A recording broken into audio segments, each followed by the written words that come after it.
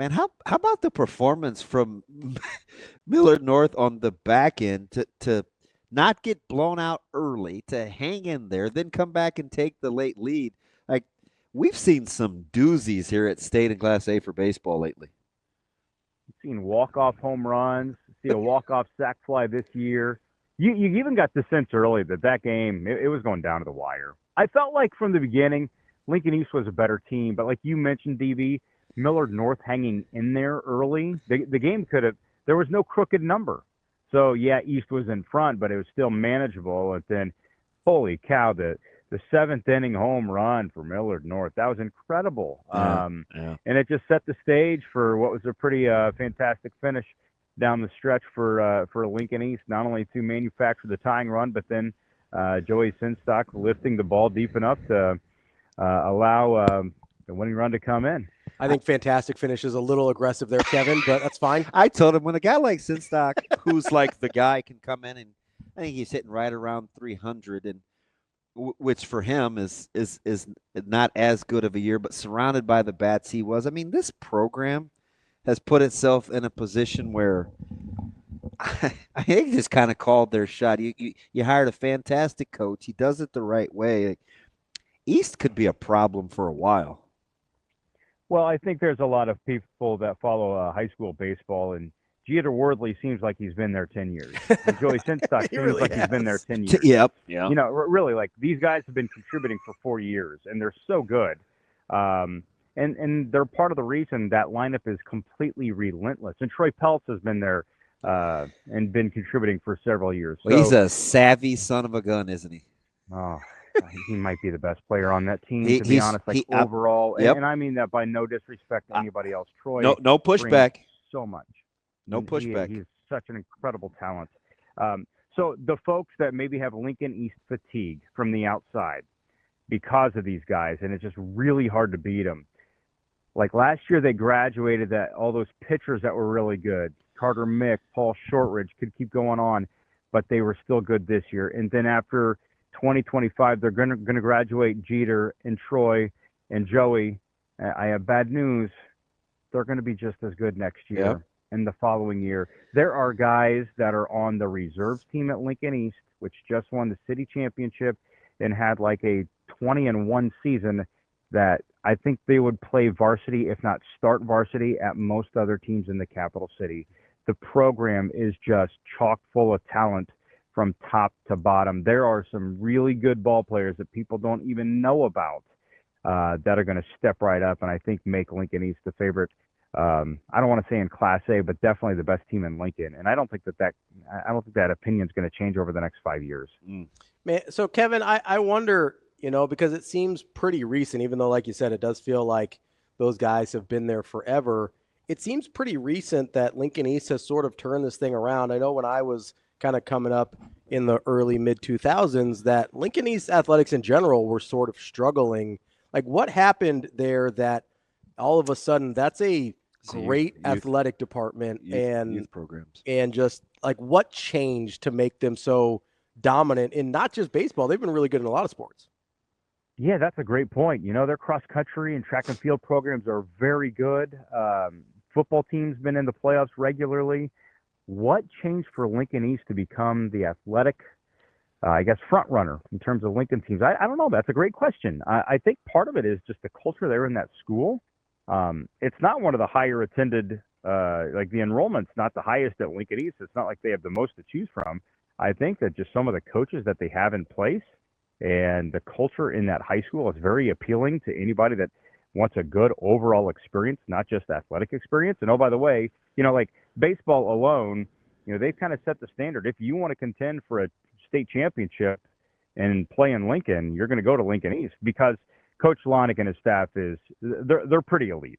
And once they get the train rolling. So, for instance, my son went to the Lincoln East baseball camp after one of their big breakout years. And that first day of camp, there were like 80 kids running around absolutely everywhere.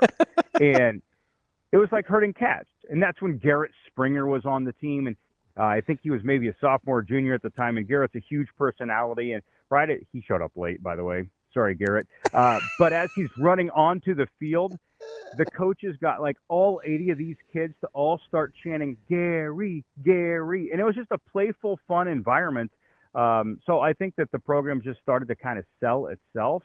And another thing about the growth of the baseball program, Coach Lonick, about a month ago, he said he had pop up on his Facebook memories, one of the interviews we did with them, when it was they won the conference, and it was a big deal at the moment. So to think where they were several years ago to where they are now, like I think that kind of caught Coach Lonick a little bit by surprise, that they were happy.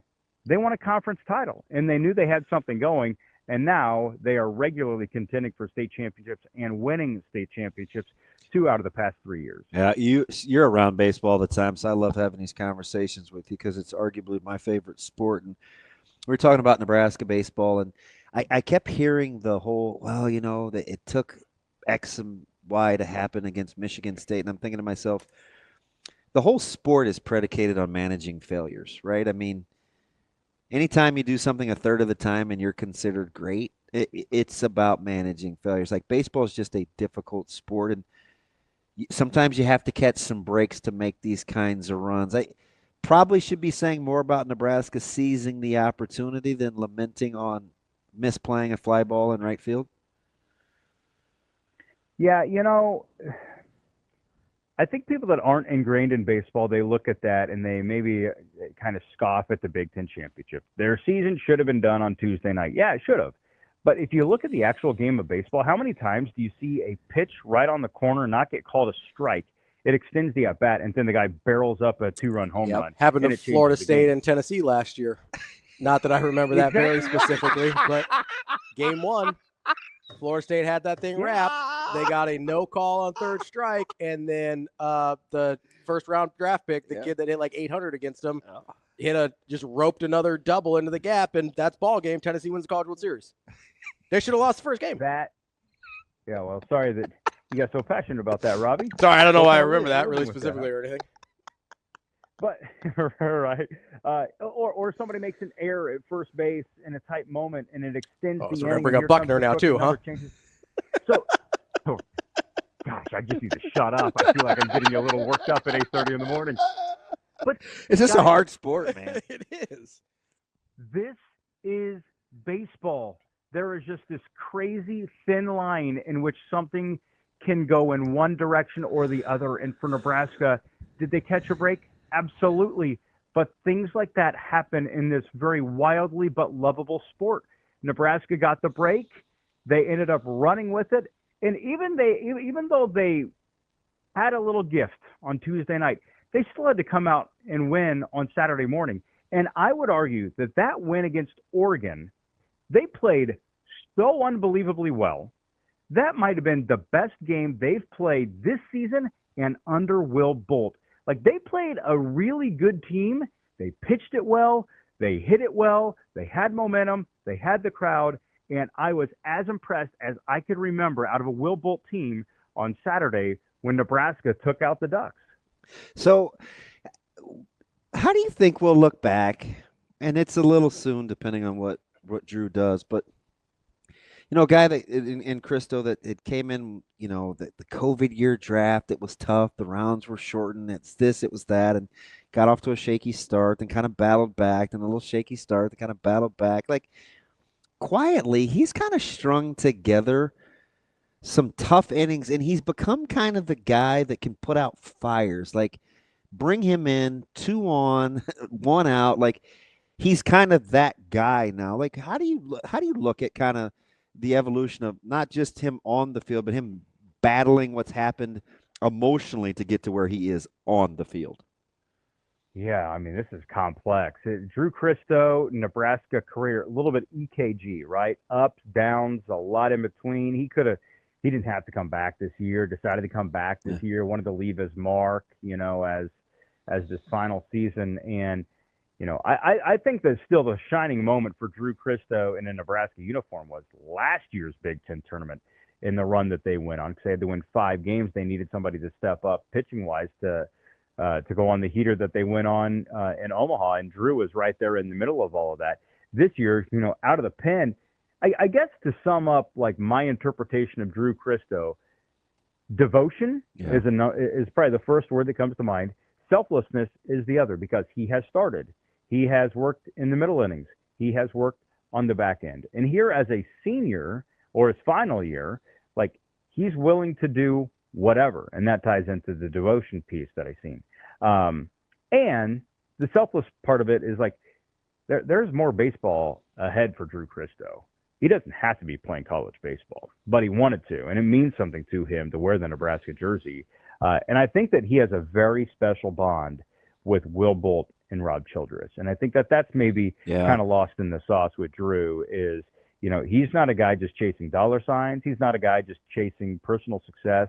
No, there's something deeper there that has really motivated him. And I think that it's helped carry him through all the ups and the downs of his career. And I find it very fascinating that, you know, when he was talking to the media after the selection show, he said that when he pitched in the Big Ten tournament there on Saturday, he truly did not feel like that was the last time he'd be pitching with a Nebraska uniform on. That's our guy, Kevin Sjuts, 1011 News, Lincoln. Kevin, appreciate the time as always, even though you accidentally snuck a couple jabs in there for me. It's okay. Nah, that was incidental. I did not mean to do that. That's not how I roll. No, I know. Hopefully you can get over it. It's okay. Kevin, are you playing this weekend? We're in Denver this weekend. Oh, nice. So, Goodness. I'll be watching Chapel Hill from further west of Lincoln. Now, I know they play good volleyball in that state. How's the baseball? It's different than going south. Okay. Let's just say that. Like when you go south, it's only harder. okay. When you go it's only laterally, okay. When we go to Des Moines, when we go to Quad Cities, when we go to Denver, like everything's fairly comparable. So, but man, the tournament we're going to, there's a team from New Mexico there. And it's like a 4-state represented tournament. I hate that. I hate that. You know who quietly the bigger question here, guys. Go ahead. What are we doing with the free time? Rockies are out of town. Are we whitewater rafting? We going to the amusement park, or the dad's just gonna throw back some drinks poolside at the hotel? I'm closer to the latter because I don't like crowds, but between the not being bored and being intoxicated, I'll take the amusement park. Yeah, I'm drinking by the pool. That was my first choice. Maybe we're just going to hike all night long. Have no idea. I'll tell you this, Snackle Box is going to be packed this weekend, that's for sure. Hey, you know what? You funny. I'll get you here on this, though. You know where they quietly play really good ball, and you wouldn't think so because it's cold? Minnesota? The Dakotas. Yeah, Dakotas do, yeah. Oh, South Dakota, they load up one team, and you better watch out. Remember Gavin Weir, that dude that was throwing at the Little League World Series? Yeah. Unbelievable. He's such a talent. Still in high school right now. Because every kid in the state plays on one team. Wow. Kevin, appreciate the time as always. And let me just save you some time next time. If hiking's on the list, that's my last choice. Bottom of the barrel. I can't believe who suggested that? That would be dead last. Unless there's something like deep sea involved, I'll go hiking over like snorkeling. But it's pretty close. It's pretty close to the bottom. Hey, tweet out a picture of that Snackle Box too, man. I want to see that when you get that thing fired up. It's got to be fully loaded though. I need it loaded up. It's going to look elite for a long trip like this. You bet. I got you guys. All right, buddy. Appreciate it, Kevin. We'll talk to you later. See you well, boys.